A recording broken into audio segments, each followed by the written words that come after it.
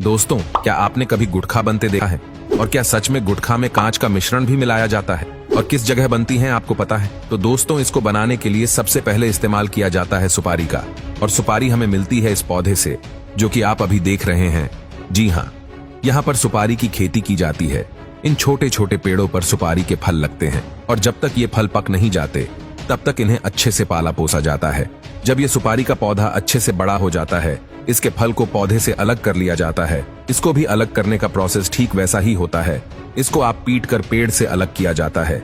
उसके बाद उसे कड़ी धूप में सूखने के लिए रख दिया जाता है। ऐसा करने की वजह ये होती है कि सुपारी के फल के अंदर जो नमी होती है वो निकल जाए और अच्छे से फल सूख जाए। जब यह सुपारी का फल सूख जाता है तब जाकर उसको महिलाओं के हवाले कर दिया जाता है, जो इस फल में से सुपारी का दाना निकालती है। आप देख सकते हैं कि कैसे महिलाएं अपने हाथों पर पट्टियां बांधकर इस फल में से उस दाने को निकाल रही है। वैसे तो ये काम बहुत ही तकनीक भरा है, जो कि जोखिम भरा भी है। तेज धार वाले हथियार की तरफ बिना देखे यह कैसे सुपारी को काटे जा रही है। अब इस सुपारी के दाने को बहुत ही गंदे और बेकार लाल रंग के केमिकल में उबाला जाएगा। ऐसा इसलिए किया जाता है क्योंकि कोई जब भी तम्बाकू खाए तो उसका मुंह तम्बाकू के रंग से लाल हो जाए। आपको बता दें कि इसको उबालने के लिए किसी और लकड़ी की नहीं बल्कि सुपारी की उस छाल का ही इस्तेमाल किया जाएगा जिससे ये निकला था। जब यह अच्छी तरह से केमिकल के साथ घुल मिल जाता है तब उसको सुखाने के लिए रख दिया जाता है। इसके बाद जब ये सूख जाता है तो उसके छोटे छोटे टुकड़े किए जाते हैं।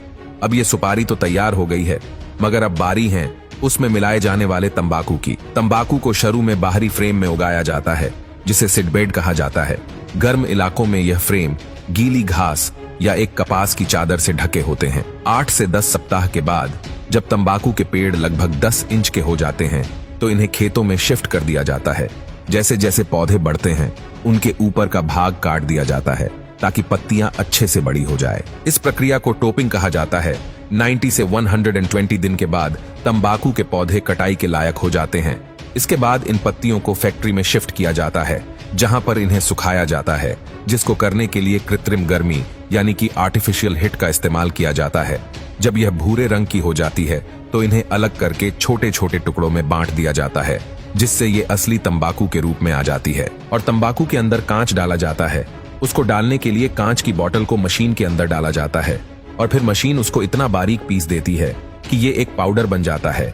इसको अगर आप अपने हाथ में उठाएंगे तो आपके हाथ को तो ये नहीं काटेगा, मगर हमारे मुंह के अंदर की स्किन थोड़ी सेंसिटिव होती है, इसलिए अगर कोई इसको तंबाकू के साथ चबाता है तो मुंह के अंदर से फट जाता है। और जब तंबाकू उस फटे हुए मुंह को लगता है तो हल्की सी जलन का एहसास होता है और इसके बाद तंबाकू का नशा और तेजी से चढ़ता है।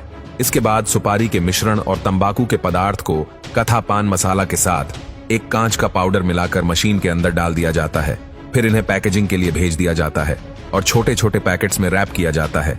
तो दोस्तों, यह था पान मसाला बनाने का पूरा प्रोसेस। आपने देखा, इसमें सारी चीजें वो डाली जाती है जो हमारे शरीर को नुकसान पहुंचाने वाली होती हैं।